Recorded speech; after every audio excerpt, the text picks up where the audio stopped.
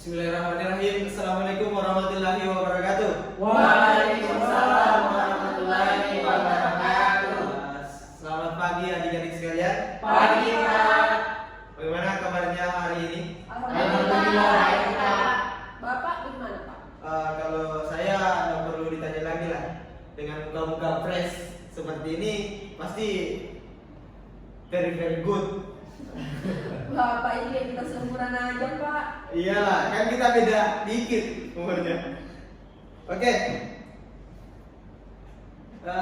Baik adik-adik sekalian, apakah kalian sudah saling kenal? Belum, Pak. Karena beda-beda kelas, Pak. Ya. Jadi tidak saling mengenal gitu ya. Ya sama bapak juga belum. Oh, pantas. Oke. Baik adik-adik sekalian, perkenalkan nama Bapak Muhammad Idris Ismail, biasa dipanggil Pak Ayu. Hai, Hai, Pak. Pak. Oke. Kan kalian adik-adik sekalian ini belum saling kenal. Jadi alangkah baiknya berkenalan dulu lah. Karena ada pepatah yang bilang tak kenal maka Tak sayang. tak akrab. Oh, Pak. Aduh. Oke. Cara perkenalannya seperti ini ya. Perkenalan nama, terus di belakangnya ditambahkan quote of the day. Bisa? Bisa. Ya, hari ini kita tambah semangat gitu. Oke, silakan dari sebelah kanan dulu. Hai semua. Hai. Perkenalkan nama saya Adinda Masyara Badani, biasa dipanggil Dinda. Hai, Dinda. Jadi buat hari ini seberat apapun masalah kita harus sabar karena sesungguhnya Allah bersama orang-orang yang sabar. Yeay. Ya, selanjutnya. Halo teman-teman. Hai. Perkenalkan nama saya Asri Yuliani, biasa dipanggil Yuli. Kotos hari ini masa depan salah ya, maaf Pak. Iya. Hidupmu masa depanmu. Oke, selanjutnya. Hai semua. Hai. Hai, Pak. Perkenalkan nama saya Ulfa Namudi, biasa dipanggil Ulfa. Halo, Pak. Konteks hari ini setiap masalah adalah pembelajaran. Ya. Halo semuanya. Hai. Perkenalkan nama saya Yusri Ilham, biasa dipanggil Yusri. Ayo. Buat saya tetap semangat walau dalam keadaan terpuruk. Dan selanjutnya terakhir. Hai teman-teman. Hai. Perkenalkan nama saya Basmi bin Utama, biasa dipanggil Basmi. Hai, Basmi. Untuk quote hari ini, jangan pernah takut gagal karena ketakutan adalah musuh terbesar dari keberhasilan. Oke, terima kasih adik-adik sekalian karena sudah memperkenalkan diri. Jadi kalian sudah saling kenal kan? Sudah. Kenal kan? Oke, kita coba ya. Silahkan disuruh disebutkan satu-satu namanya. Yang di sana ada Pasya, kemudian Yuli, ada Ulfa, kemudian ada Basmi. Oke. Pak Yuli. Ya, oke. Saya rasa adik-adik sekalian sudah saling kenal. Terus adik-adik sekalian pasti sudah tahu kan tujuannya kita dikumpulkan di ruang bimbingan konseling ini. Sudah Sudah, Pak. Pak. Oke. Tujuannya kita di sini yaitu untuk melaksanakan kegiatan bimbingan kelompok. Oke, sebelum melangkah ke selanjutnya, mungkin kita bisa sepakati dulu berapa lama kita akan melaksanakan bimbingan kelompok hari ini. Bisa? 45 menit Pak. Oke, bagaimana sepakat ya? Pak? Sepakat. Oke, kita sepakati ya. Bimbingan kelompok ini kita laksanakan selama 1 kali 45 menit. Oke. Pertanyaan Bapak seperti ini. Apakah di sini ada sudah yang pernah mengikuti bimbingan kelompok? Belum, Pak. Pak. Oke, jadi adik-adik sekalian belum pernah ikut bimbingan kelompok ya? Iya, Pak. Tapi sorry ya. Jadi ada yang tahu apa itu bimbingan kelompok? Saya Pak. Ya, silakan. Sepemahaman saya Pak, kalau bimbingan kelompok itu adalah pemberian bantuan yang diberikan dalam bentuk kelompok. Oke, betul sekali. Sekali yang dikatakan Adik Yuli. Yakni bimbingan kelompok itu seperti ngobrol bareng, itu kayak diskusi-diskusi kecil seperti yang dilakukan sekarang dengan grup kecil. Itu baik itu 5 sampai dimana kita saling membantu. Tujuannya itu saling membantu untuk mengenali kelebihan dan mengatasi masalah, sehingga semua anggota bisa berkembang dan mencapai tujuannya bersama. Itu tujuan dari bimbingan kelompok. Gimana, paham? Paham, Pak. Oke, selanjutnya kan di sini ada saat kita saling membantu dan mengenal kelebihan dan mengatasi masalah.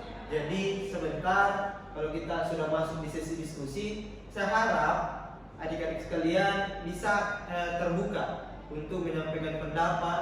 Terus jangan takut untuk bercerita ya, karena di bimbingan kelompok ini kita punya asas, yakni asas kerahasiaan dan asas keterbukaan. Oke, gimana, paham? Paham, Pak. Jadi adik-adik sekalian nggak usah takut ya untuk bercerita dan mengeluarkan pendapatnya. Boleh? Boleh, Pak. Oke. Selanjutnya sebelum kita masuk ke sesi diskusi ya, adik-adik sekalian, alangkah baiknya kita berdoa dulu. Semoga hal yang kita lakukan ini mendapat berkah dari Allah. Mungkin doanya bisa dipimpin oleh adik Basmi, bisa? Bisa, Pak. Oke, silakan. Baiklah teman-teman, sebelum kita masuk di sesi diskusi, alangkah baiknya kita berdoa dulu sesuai dengan keyakinan dan kepercayaan masing-masing. Berdoa dimulai. Doa selesai. Oke, jangan bisa ngobrol lagi. Oke, adik-adik sekalian, terima kasih adik Basmi telah memimpin doa. Oke, mungkin kita bisa masuk ke sesi diskusi ya. Bisa, Pak. Berapa? Dan ada yang bertanya tentang kenapa ini? Pak, Gimana? Ya, silakan. bisa dijelaskan mengenai tema yang akan kita bahas, Pak? Oke. Di sini kan kita mengangkat topik tugas. Jadi temanya itu aku, kamu, dan kolom komentar. Kenapa kita angkat tema ini? Karena kalian kan sekarang generasi apa? Gen Z. Generasi Gen Z ya. Jadi Gen Z itu biasanya kita lihat dia tidak terlepas dari gadget dan sosial media pasti ya. Iya, Pasti Pak. kalian di sini Iya, Pak. sudah punya sosial media masing-masing. Nah, jadi tujuannya di sini kita akan membahas tentang komentar-komentar atau cyberbullying yang ada di sosial media. Hanya kita angkat tema ini, aku, kamu, dan kolom komentar. Gimana? Bisa? Pak, iya, Pak. Silakan. Oke. Baik, Bapak punya permainan. Kita sambil diskusi ya, sambil bermain. Oke, bisa? Bisa, Pak. Kita akan bermain game sambil melaksanakan diskusi. Yaitu gamesnya seperti ini. Cari kata. Ada yang pernah main game seperti ini? Belum. Oke. Gamenya mungkin Bapak bisa berdiri ya untuk menjelaskan gamesnya. Nah, gamesnya seperti ini. Kita bisa lihat di sini ada 5 kata, yakni empati, terus ada positif, ada kritik, ada dukungan dan solusi. Terus di sini ada kumpulan huruf yang harus kalian cari katanya di sini. Bisa? Bisa. Oke. Kita beri waktu, Bapak beri waktu 2 menit ya, bisa? Bisa. Sebentar katanya. Nanti setelah katanya didapat, adik-adik bisa mungkin mengeluarkan pendapatnya tentang apa itu kata yang 5 di atas dan memberikan contoh. Bisa? Bisa. Oke. Mungkin bisa kita mulai ya? Bisa, Pak. Biar siap? Bisa. Oke. Silakan dicari, saya beri waktu 2 menit adik-adik sekalian.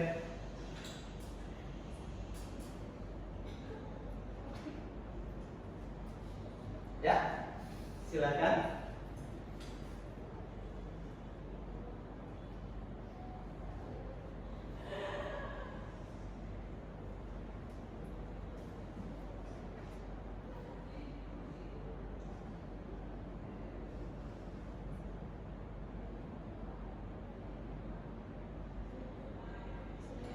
Sudah, Pak. Gimana, sudah? Sudah. Oke.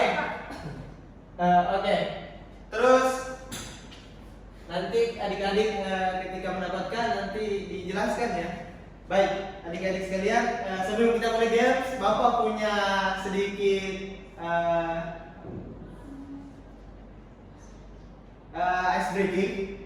Ya, ini ice breakingnya seperti ini, bisa diikuti ya. Nanti Bapak contohkan terus nanti dilaksanakan. Ice breakingnya seperti ini. Tepuk semangat. Semangat. Ye, bisa? Bisa. Oke, sebelum kita masuk ke sesi diskusi, mungkin bisa kita ice breaking dulu ya. Oke, bisa berdiri supaya lebih baik lagi. Oke, tepuk semangat. Semangat. Semangat. Oke, silakan duduk kembali. Terima kasih adik-adik. Oke, mungkin kita bisa masuk ke kata pertama ya yang harus kita cari, yakni kata empati. Silakan, ada yang bisa silakan berebutan ya. Ya, silakan coba dari tadi sudah angkat tangan. Kasih Pak. Silakan dicari di mana kata empati. Pak. Silakan. Oke, kata empati. Oke, silakan adik Bapak dijelaskan apa itu empati dan berikan contoh. Oke Pak. Menurut saya empati itu adalah dimana kita ikut merasakan apa yang dialami seseorang. Contohnya? Contohnya Pak, kemarin juga teman saya pernah bercerita bahwa dia mengalami pembulian di sosial media dan saya juga ikut merasakan Pak apa yang dia rasakan. Iya Pak. Silakan duduk. Terima kasih teman-teman. Bagaimana teman adik-adik sekalian, ada yang ingin ditambahkan atau ada yang ingin ditanyakan? Saya Pak. Ya, silakan adik Dinda. Sesuai dengan pengalaman pribadi saya Pak, ketika saya melihat konten kreator yang di dalamnya berisi komen-komenan yang menghujat begitu Pak, saya merasa sedih, ikut merasa sedih dan kesal gitu lihatnya dikata-katain. Jadi apakah itu termasuk dalam kata empati? Ya, terima kasih adik Dinda, betul sekali. Itu sudah termasuk di dalam kata empati. Sesuai dengan definisi empati, bisa kita lihat di atas. Empati adalah kemampuan untuk memahami dan berbagai perasaan orang lain. Ini melibatkan yang kita rasakan, apa yang orang lain juga rasakan. Seolah-olah kita berada di posisi mereka. Betul sekali yang dikatakan dan yang diberikan contoh tadi adik Dinda, bahwa dia merasa kasihan juga dan merasakan sedih juga ketika melihat temannya di sosial media dihujat atau dikata-katain seperti itu. Bagaimana adik-adik sekalian, paham? Paham. Oke, mungkin bisa ke kata selanjutnya ya. Yes, Pak. Kata kedua, yakni kritik. Oke, silakan. Saya Pak. Siapa? Saya Pak. Dinda, dan ya Dinda tadi yang paling pertama angkat tangan.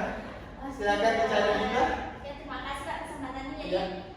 kritik itu Di mana dulu? Silakan dicari dulu. Oke, kritik. Silakan dijelaskan apa itu kritik dan contohnya. Oke Pak, jadi menurut saya kritik itu penilaian atau pendapat seseorang terhadap suatu hal. Contohnya di media sosial, sebuah kreator atau konten kreator, seseorang mengkritik video tersebut supaya si konten kreator ini bisa menjadi lebih baik lah.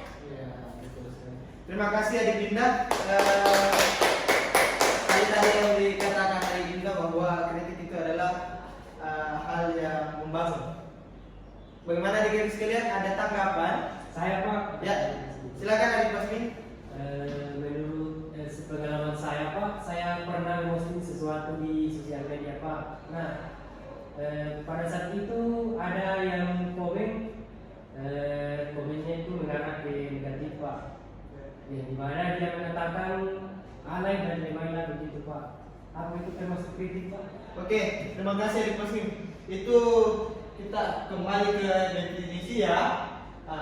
Kita lihat di atas, kritik adalah penilaian atau ulasan terhadap suatu hal yang bertujuan untuk menunjukkan kelemahan atau kekurangan dengan tujuan untuk perbaikan. Nah, betul sekali yang dikatakan adik Basmin tadi, ketika dia punya pengalaman, ketika dia memposting sesuatu dia dikatai alay, dikatai apa tadi? Lebay. Itu sudah termasuk sebuah kritik karena itu penilaian seseorang atau ulasan terhadap dirinya Basmi yang menunjukkan kelemahannya Basmi untuk diperbaiki ke depannya begitu. Jadi adik-adik sekalian, ketika ada hal yang seperti itu, mungkin orang lain mengkritik itu dengan tujuan untuk kita memperbaiki diri. Jadi jangan bersuzon dulu bahwa orang lain itu mengatakan kita alay, mengatakan kita lebay. Mungkin mereka punya tujuan tersendiri untuk kita, bahwa untuk memperbaiki diri kita ke depan begitu.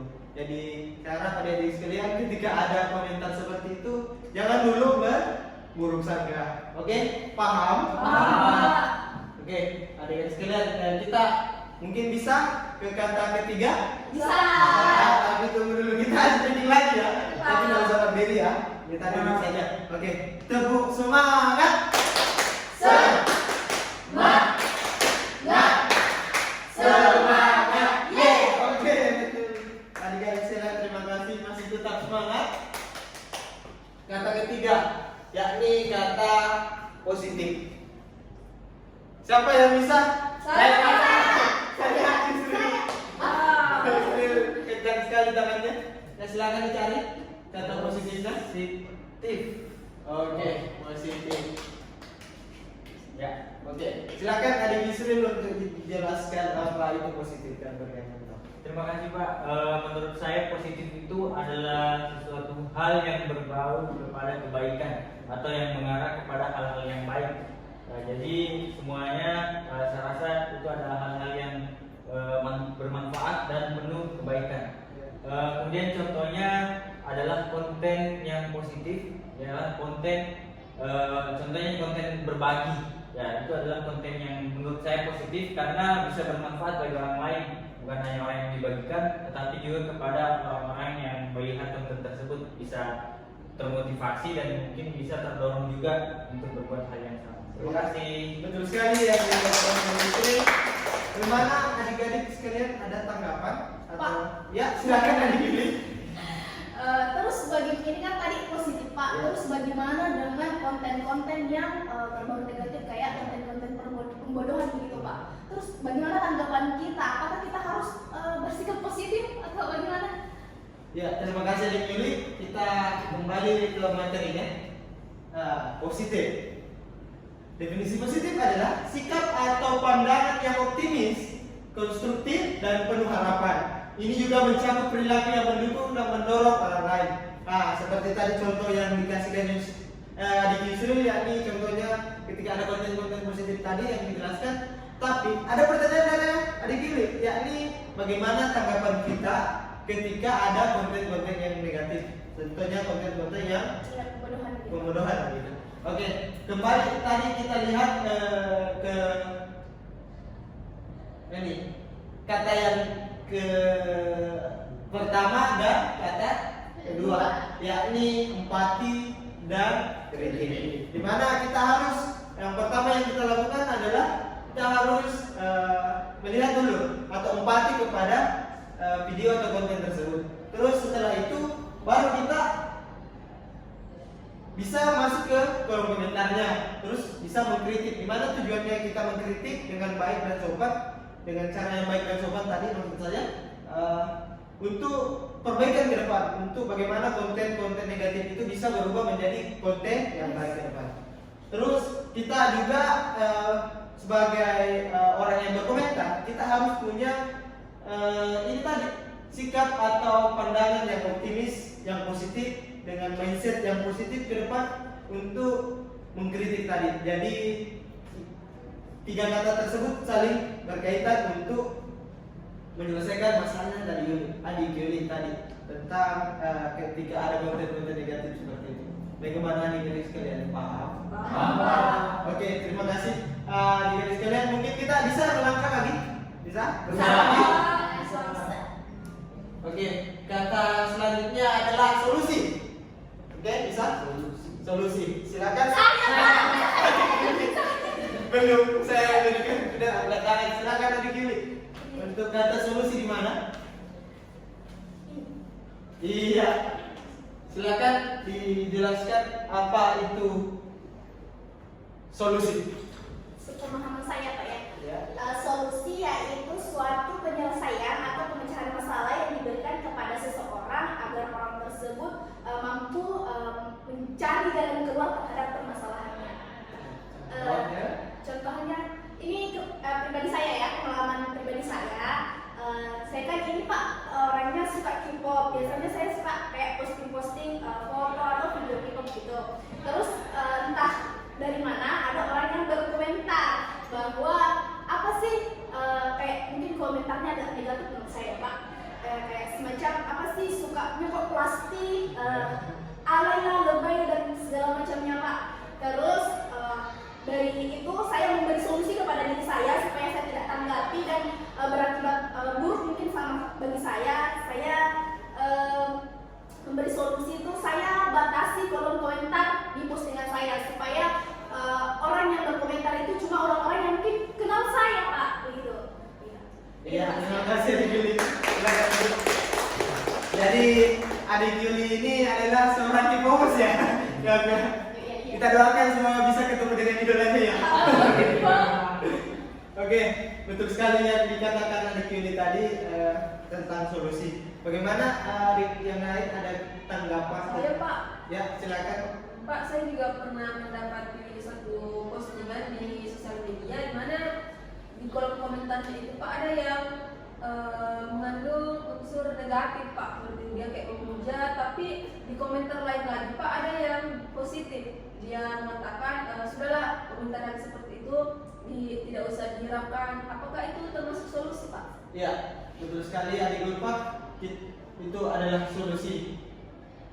Seperti definisi solusi kita lihat di atas, solusi adalah cara atau metode yang diusulkan atau diterapkan untuk menyelesaikan masalah atau kesulitan. Betul. Jadi kita bisa lihat seperti tadi yang dikatakan Adik Yuli bahwa ketika ada komentar yang negatif, terus di bawahnya ada komentar yang positif yang mengatakan bahwa tidak usah dihiraukan. Ya, betul sekali, itu adalah salah satu solusi bagaimana supaya kita tidak memperpanjang masalah. Jadi sesuai dengan definisi solusi yaitu cara atau metode yang diusulkan untuk diterapkan untuk menyelesaikan masalah. Salah satunya tadi solusi yang diberikan kan tidak usah dihiraukan, berarti itu sudah termasuk solusi. Oke, adik-adik sekalian, mungkin kita ke kata yang terakhir ya, yakni kata dukungan. Oke, bisa? Siapa yang bisa? Saya. Pasti belum saya bilang mulai sudah kata itu cari kata dukungannya. Dukungan. Ya. Ini Pak. Ya, betul sekali. Ya, silakan Adik Mesmi untuk dijelaskan apa itu dukungan dan contohnya. Dari kata dukungan itu Pak, menurut sepemahaman saya, bahasa singkatnya itu membantu Pak, mendorong orang lain yang mengalami kesulitan atau membantunya Pak ketika menghadapi masalah. Nah, untuk contoh Pak di media sosial sesuai pengalaman saya, teman saya itu pernah memposting sesuatu di WA status begitu Pak. Nah, dia mengatakan bahwa dia merasa tertekan karena tugas sekolahnya yang menumpuk. Nah, di situ saya menghubunginya Pak. Saya mengatakan saya bisa membantu. Nah, terus saya mendatangi rumahnya Pak dan membantu untuk menyelesaikan tugas-tugas sekolahnya Pak. Ya. Itu Pak. Terima kasih Adik Mesmi. Memberikan contoh dukungan yang kompleks begitu menurut saya. Oke, bagaimana teman-teman? Ada yang mau ditambahkan atau ditanggapi tentang apa yang dituturkan? Saya Pak. Ya, silakan Adik Isri. Ya, saya rasa dukungan itu bukan hanya sekedar motivasi, tetapi juga bisa berbentuk aksi seperti tadi Mas Ming. Kalau sudah contoh dukungan motivasinya seperti tadi yang dikatakan oleh pas dikritik itu apa? Yang memberikan solusi dan solusi tetap semangat. seperti itu dan lain-lain itu adalah sebuah dukungan tapi berbentuk motivasi ataupun dorongan secara kata-kata lah. Kalau Basmi tadi katakan itu seperti bentuk fisik secara langsung agar orang yang merasa down tadi setelah dihujat atau merasa tertekan itu bisa bangkit kembali Pak dari apa yang dia rasakan sebelumnya. Ya, terima kasih Adik Yusril. Mungkin cukup. Oke, terima kasih. Betul sekali yang dikatakan Adik Basmi dan Adik Yusril. Sesuai dengan definisinya, dukungan adalah bantuan atau dorongan yang diberikan kepada seseorang untuk membantu mereka menghadapi kesulitan atau mencapai tujuan. Jadi di sini kuncinya sebenarnya ada di kata terakhir, yakni dukungan. Ketika kita dihujat, ketika kita diberikan komentar-komentar negatif, biasanya yang menjadi kunci adalah dukungan, di mana dukungan ini berperan penting dalam penyelesaian masalah. Jadi seperti tadi yang dikatakan Adik Yusril, dukungan itu ada dua jenis ya, yaitu ada verbal dan non verbal.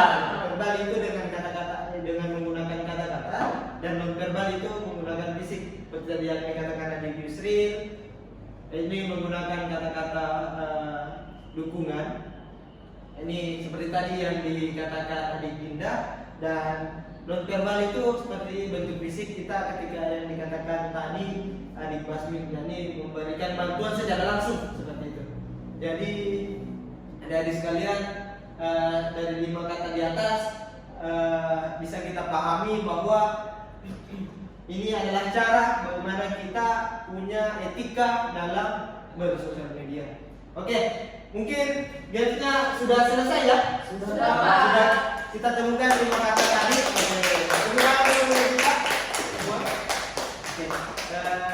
Oke, adik-adik sekalian, kita ice breaking lagi bisa? Supaya kita tetap semangat. Oke, tepuk semangat.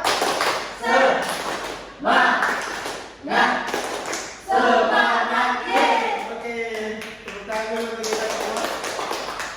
Tetap semangat sampai di penghujung kegiatan kita hari ini. Oke, adik-adik sekalian. Oke. Jadi kita menarik kesimpulan tentang tema aku, kamu, dan kolom komentar. Ada yang bisa menarik kesimpulan? Pak. Ya, silakan. Dari 5 kata yang kita pelajari tadi, saya rasa ini saling berkaitan Pak, tentang bagaimana kita berperilaku dalam media sosial, terutama dalam menggunakan fitur kolom komentar. Jadi yang pertama empati. Hal yang pertama kita harus lakukan dalam melihat atau menyaksikan satu konten, itu kita harus menggunakan rasa empati. Kita harus memahami dan merasakan apa yang sebenarnya konten tersebut maksudkan, atau apa yang sebenarnya konten ini sedang sampaikan. Kemudian yang kedua, kritik. Kita bisa mengkritik apabila ada kesalahan ataupun kekurangan dalam video tersebut, kita bisa berikan kritik, tetapi menggunakan etika positif, menggunakan kata-kata positif dan tidak bersifat menjatuhkan, agar orang yang dikritik ini bisa menjadi lebih terbangun lagi, tidak down dan tidak mengalami bullying.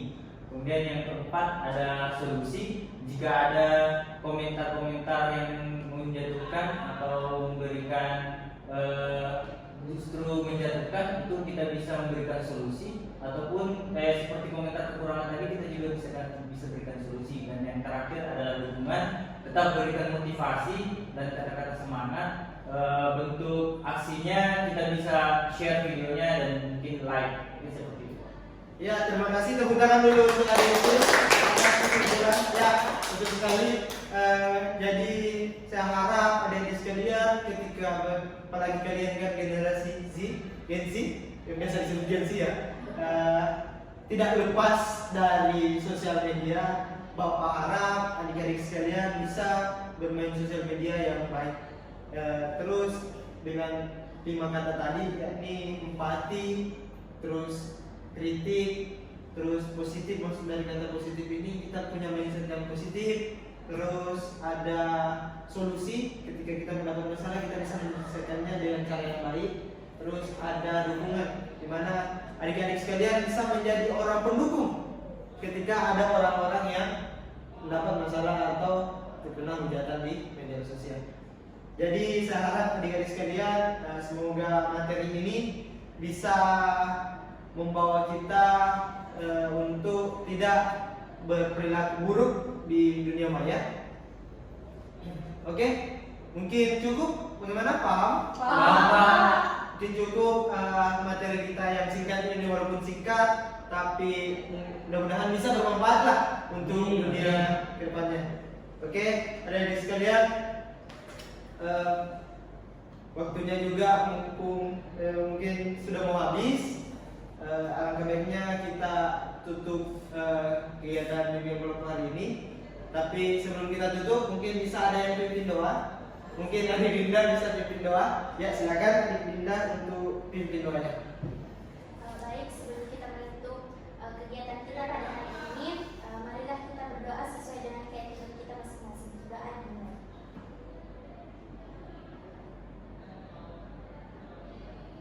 Berdoa selesai. Amin. Ya, terima kasih Adik Dinda telah memimpin doa penutup kita. Saya harap adik-adik sekalian bisa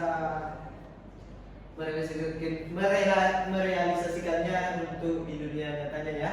Setelah keluar dari sini, mudah-mudahan bisa diaplikasikan ini materi. Terus saya harap juga adik-adik bisa memiliki mindset atau pandangan yang positif ketika bermedia sosial. Baik adik-adik sekalian, mungkin sekian yang dapat Bapak sampaikan. Lebih dan kurangnya mohon dimaafkan apabila ada kata-kata Bapak yang kurang mengenakan atau kurang baik didengar oleh adik-adik sekalian. Bapak mohon maaf, dan Bapak juga ucapkan terima kasih. Sekali lagi terima kasih karena sudah mau hadir di ruangan ini untuk melaksanakan kegiatan bimbingan kelompok. Oke, terima kasih.